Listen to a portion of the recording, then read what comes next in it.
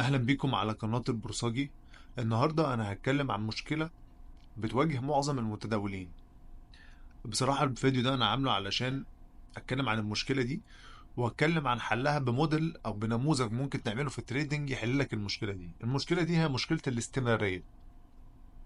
معظم المتداولين او اللي دخلوا في مجال التريدنج او بيحاولوا يخشوا في مجال التريدنج عندهم مشكلة من المشاكل الرئيسية، هي مشكلة الاستمرارية. يعني ايه مشكلة الاستمرارية؟ يعني ممكن يخش طبعا يجرب وهو ما عندوش اي خبرة او اي اكسبيرينس، ويبتدي يحط فلوس او يخش حساب ديمو، بعد كده ايه تضرب معاه مرة في اتنين، يجي بقى يحط فلوس حقيقية او يبتدي يكتر الكابيتال بتاعته، يروح يبتدي يلاقي ايه خسارة خسارة خسارة خسارة خسارة خسارة. وده بيتهيألي حصل مع ناس كتير وحصل معايا انا شخصيا اهو. ده نمرة واحد. فدي اقصد بيها الاستمرارية. يعني ايه الاستمرارية؟ طبعا انك مش تفضل مستمر انك تخسر. هي الاستمرارية انك تفضل مستمر جوه الجيم وبتخسر او بتكسب. ده طبعا متوقف على اللي انت بتعمله. فانا في الاستمرارية عندي حاجتين مهمين لازم اقولهم. اول حاجة في الاستمرارية عشان تستمر في المجال ده، انت لازم يكون زي ما قلت قبل كده هيكون عندك منظومة، عندك سيستم شغال بيه. يعني ايه عندك سيستم شغال بيه؟ عندك سيستم شغال بيه يعني انت قبل اي اسبوع او قبل اي شغل، زي ما بيقولوا كده اهم من الشغل تظبيط الشغل. يعني ايه اهم من الشغل تظبيط الشغل؟ يعني يبقى عندك خطة، عندك بلان، عارف ايه الايام اللي هتقعد فيها ايام الشارت قدام الشارت وتتريد، وايه الايام اللي انت مش هتبص فيها اصلا على الماركت اصلا. انا من انصار الناس اللي ما بتشجعش ان كل يوم يبقى تريدنج داي. في ايام في الاسبوع بتبقى ايام بيبقى فيها كونسوليديشن او ايام ما فيهاش اخبار، ما بيبقاش في حركه في الماركت. حلو، قاعد بتعمل ايه؟ قاعد قدام الشارت بتعمل ايه؟ تخسر صح؟ قاعد بتخسر. انت بتجرب اصله ما تتحركش، طب اخش تاني ببوزيشن اعلى، اصله ما تحركش، طب لا اتحرك حبه. طب وبعدين؟ يعني ليه بتضيع وقتك ومجهودك في يوم ما فيهوش تريدنج؟ ده نمره واحد. طب نمره اتنين، لما بتيجي تعمل منظومة لنفسك أول حاجة كده، أو أول ما تعمل خطة لنفسك، أول حاجة في الخطة لازم تحط فيها إيه الأيام اللي أنت هتفضل باصص فيها أو قاعد فيها في الماركت، وهتبص على الشارت بتاعك وتبص على الأناليسيس بتاعك. طبعا دي بتعملها في الأول، في أول الأسبوع أو أول ما الأسبوع يبتدي. انت بس مش بتقعد تحط الايام، انت كمان بتقعد تحط الاناليسيس بتاعتك. اول كل اسبوع يا جماعه حاجتين مهمين لازم تعملهم. نمره واحد الاناليسيس اللي احنا بنعملها كل يوم اتنين، فيديوهات يوم الاثنين اللي دايما بنزلها هي الاناليسيس، هي التحليل بتاعي. بشوف شمعة الاسبوع هتبقى رايحه فين، هل هتطلع، هل هتنزل، هل هتفضل مكانها. ده التحليل الاناليسيس بتاعي. وبعد كده بعمل حاجه كده، بفتح بعد كده الايكونوميك كالندر بتاعت الفوركس وتشوف الاخبار فين. عندي اخبار اتنين وخميس وجمعه، خلاص يبقى هم دول الثلاث ايام اللي هقعد اتريد فيهم. ما اقعدش اضيع وقت ومجهود وفلوس وطاقة في ايام تانية. يبقى انت عندك ايام محددة اهو، والموضوع مش صعب. انت بتفتح وعملت انا فيديو قبل كده على الايكونوميكال كالندر دي، تفتحها ازاي من على فوركس فاكتوري، فوركس فاكتوري دوت كوم، تخش تكتب الكالندر ايه النهارده، يجيب لك الايام اللي فيها اخبار. مش صعبة يعني. عرفت الايام اللي فيها اخبار، خلاص هي دي الايام اللي 3 ايام ولا 4 ايام في الاسبوع ماكسيمم بيبقى فيهم اخبار. انت هتقعد التلات من 2 ل3 ايام في الاسبوع بتحضر السيشن بتاعت الاخبار بس، مش اكتر من كده. دي اللي فيها فولاتيليتي وفيها حركه حلوه علشان تشوف المودلز بتاعتك والكي ليفلز اللي انت حاططها اصلا من اول الاسبوع، البرايس عندها بيعمل ايه. فدي حاجه تحل لك مشكله من مشاكل الاستمراريه. عندك منظور، عندك خطه، عارف الايام اللي انت هتبقى فيها قدام الشارت مش الايام اللي انت فيها قدام الشارت. عندك الويكلي اناليسيس بتاعك، التحليل الاسبوعي اللي انت عامله، وحاطط الكي ليفلز بتاعتك اللي هي الخطوط اللي احنا بنفضل نحطها علشان نشوف البرايس هيعمل عندها ايه، الفير فاليو جابس اللي بيبقى موجود على الشارت، نشوف البرايس بيعمل عندها ايه. فكل ده بيضمن لك ان انت تستمر في المجال ده. ده طبعا مش معناه انك مش هتشوف خسائر، لا هتشوف خسائر، بس الخسائر هتبقى خسائر منطقية بالنسبة لك. ودي اهم حاجة، انك تبقى عارف انك مثلا استعجلت في الدخلة، كان المفروض اصبر شوية. لكن مفيش حاجة اسمها داخل وانا مش عارف هو طالع ولا نازل، ولا بس النهاردة انا نفسي اتريد كده وايدي واكلاني وعايز اخش الماركت بأي طريقة. فبالتالي مرة في اتنين، في اسبوع في اتنين، بتكره المجال وبتخسر فلوس وبتطلع، وهو مش ده الهدف بتاعك. الهدف بتاعك انك تطلع فلوس من ده. هو ليه التريدنج او التداول يا جماعه من الحاجات اللي انت ان شاء الله لما تماستر فيه وتبقى عندك فعلا فيه سيستم وعندك فيه استراتيجي بتاعتك، يغنيك عن حاجات كتير قوي. لان نمره واحد انت عندك اكسس على ماركت تريليونات الدولارات. من الحاجات التانية اللي هتساعدك في موضوع الاستمرارية ان انت يكون عندك موديل شغال بيه، عندك سيستم او عندك نموذج في التريدنج شغال بيه، لما بتشوفه بتخش، ما بتشوفوش ما بتخشش. لان هو التريدنج لازم يبقى عندك سيستم، لازم يبقى عندك منظومة. ما ينفعش تسيب نفسك كده للماركت. الماركت مانيبيوليتنج جدا وبيتلاعب بالتريدرز بطريقة انت لا تتخيلها. فعشان كده انا بصر ان انت لازم يبقى عندك نموذج شغال بيه وتفضل شغال بيه، وتحاول انك تماستر النموذج ده وتحاول تماستر الموديول اللي انت تشتغل بيه ده لغاية ما تبقى استاذ فيه. زي اي حاجة في الدنيا لازم تبقى استاذ في موديول واحد، وبعد كده اكبر زي ما انت عايز تكبر. مفيش ليميتس هنا. هنا مع في التريدنج مفيش ليميتس، بس لازم تبتدي بخطوة. الخطوة انك تماستر نموذج واحد. يعني ايه تماستر نموذج واحد؟ النموذج اللي انا هقوله لكم دلوقتي ده يساعدك في موضوع الاستمراريه. يعني مرتبط بالمشكله اللي انا اتكلمت فيها في الاول، ان معظم التريدرز عندهم مشكله في الاستمراريه لعده اسباب. ده واحد منهم او ده اهمهم، ان انت ما عندكش نموذج شغال بيه.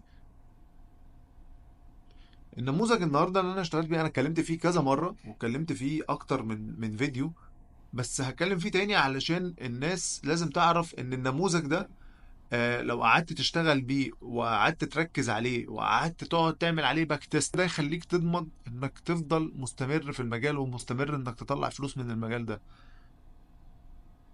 يا جماعة اللي انا عايز اقوله ان الدنيا دلوقتي بقت صعبة، وخصوصا في مصر. الاقتصاد العالمي اصلا مش في احسن حالاته. لو انت ما اجتهدتش وعملت طريق لنفسك، عملت مصدر رزق ليك او مصدر دخل ليك تاني، صدقني ما تلومش غير نفسك. اللي انا بحاول اعمله اقول لكم يا جماعه في حاجات ممكن تعملوها وتطلع لكم فلوس، ادي واحده منهم اهي.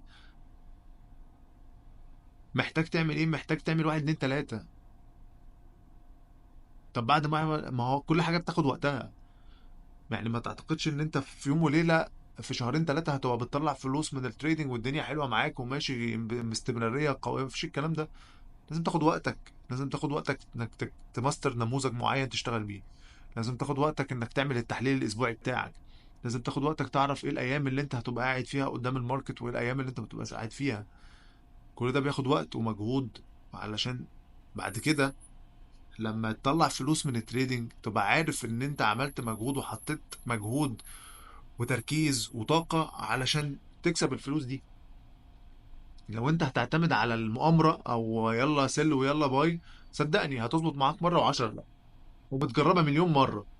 اسأل اي حد دخل الموضوع كده على الله كده، ولا هو فاهم هو بيعمل ايه، ولا المفروض يستنى ايه، ولا يخش ايام ايه، ولا يخش ساعة كام، ولا فيش الكلام ده. بتظبط معاه مرة طبعا تلاقيه ضرب معاه ضربة، بس تعالى بعد كده اقول له استمرارية مفيش. مفيش بتهيألي يعني. وعلى السوشيال ميديا هتلاقي بلاوي يعني. ناس كتير على السوشيال ميديا عندها الموضوع ده. تلاقيه نزل لك فيديو فيديوهين الدنيا تمام، وهو استمرارية فين يا جماعة؟ استمرارية. انا عايز ده يستمر، عايز اطلع منه فلوس على طول. انا بقول لك ازاي تعمل ده. بقول لك ازاي تعمل ده بعد ما اخدت سنين خسارة اكتر من 7 سنين.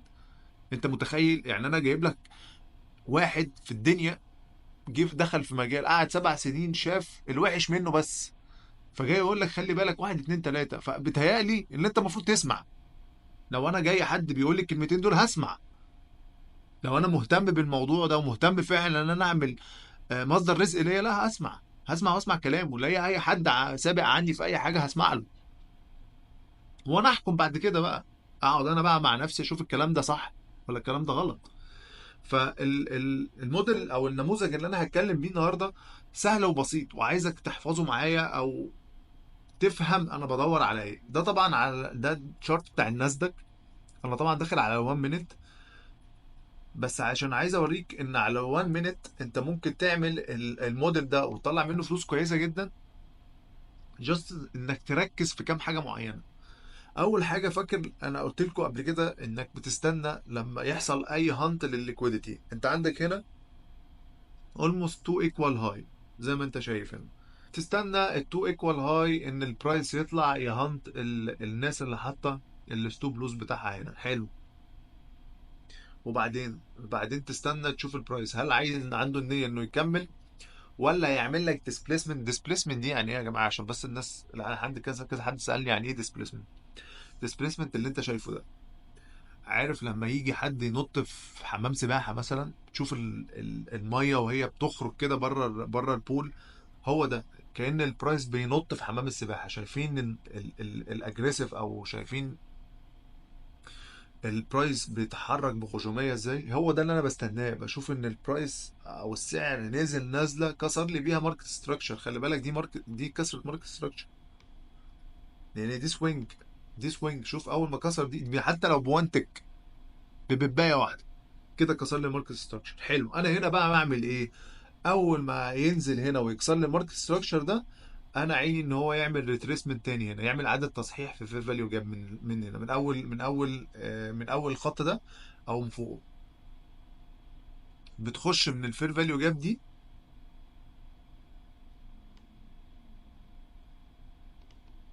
فير فاليو جاب دي تحط الستوب لوز بتاعك هنا على السوينج اللي فوق دي. تمام. ده هنا الستوب لوز دخلتك من هنا. بتحط التيك بروفيت او بتحط التارجت بتاعك هنا على اخر سوينج جاي. فهل الموضوع ده صعب؟ طبعا بالنسبه للناس الجديده طبعا صعب، لان محتاج ان اول عينك تاخد على الشارت وعينك تشوف التو ايكوال هاي دول فين. ما بتتجابش بسهوله في الاول، بس لما بتقعد قدام الشارت مره واثنين وثلاثه وتحاول تطلعه مره واثنين وثلاثه هتشوفها. هتشوف ان في تو ايكوال هاي. تشوف، استنى البرايس يطلع يهنت الناس اللي حاطه الستوب لوز هنا، وبعد كده ينزل اجريسيف. لازم يكون بينزل اجريسيف، يعني ينزل بطريقه قويه جدا، ديسبيسمنت قوي، يكسر بيه سوينجايه، وبعد ما يكسر بيه سوينجايه استناه ريتريسمنت يعمل عدة تصحيح. هنا دخلتي، هنا بوقف الستوب لوز بتاعي واخد التارجت بتاعي عند اول ليكويديتي، اول سيوله هنا. الناس اللي حاطه الستوب لوز بتاعها هنا. بس مش عايز اكتر من كده. ماستر بقى الموديل ده، افضل احفظ فيه، افضل عيد فيه، افضل اعمل عليه باك تيستنج. طلعه في الايام اللي فيها اخبار، طلعه في كل حته، شوفه في الشارت، اعمل له سبوتنج في كل حته في الشارت، في الناسداك، في اليو اسات، في الجولد، في الفوركس، في اليورو يو اس دي، في الباوند، وات ايفر، في اي حته. اقعد اشتغل عليه لغايه ما تماستر، تعرف انت بعد كده دخلتك فين، تستنى ايه. الستوب لوزر بتاعك صح، التارجت بتاعك صح. هيجي بالممارسه. كل حاجه بالممارسه بتيجي بعد كده. فانا كنت عايز هايلايت على الموديل ده. واللي محتاج اي حاجه يكتب لي في التعليقات. بشكركم والى اللقاء.